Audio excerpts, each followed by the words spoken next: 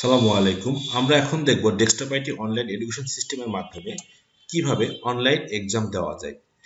ঠিক একটু আগে আমরা যে ওভারভিউ ভিডিওটা দেখেছি, সেখানে আমরা দেখেছি সিস্টেমে কিভাবে প্রবেশ করতে হয়। পরীক্ষা দেওয়ার জন্য প্রত্যেকটা ছাত্রকে ঠিক একইভাবে সিস্টেমে প্রবেশ করতে হবে।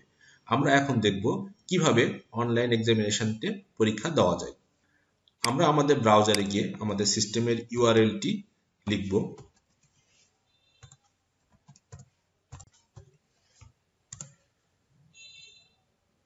এরপরে আমাদের কাছে লগইন অপশন আসবে। আমরা লগইন বাটনে ক্লিক করব। আইডির ঘরে আইডি দিব এবং পাসওয়ার্ড দিব।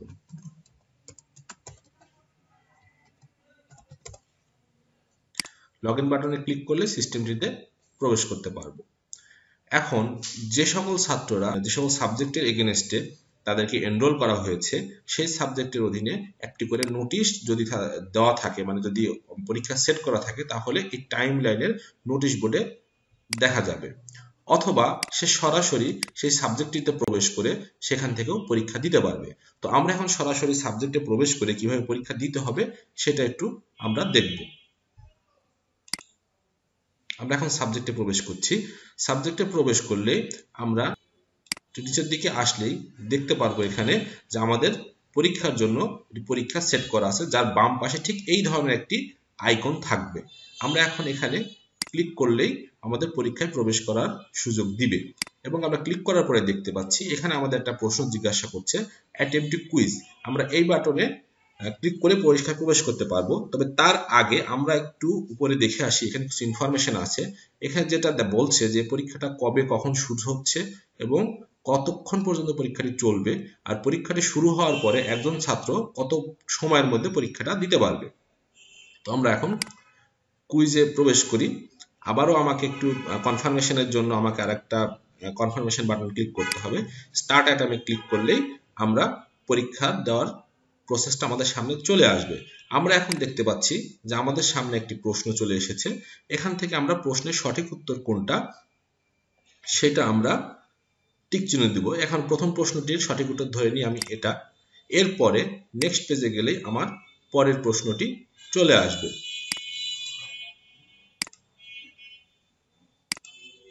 এরপরে এইভাবেই আমরা প্রশ্নগুলোর উত্তর দিতে থাকব যতক্ষণ না আমার পরীক্ষার শেষ প্রশ্ন পর্যন্ত আমি পৌঁছাচ্ছি।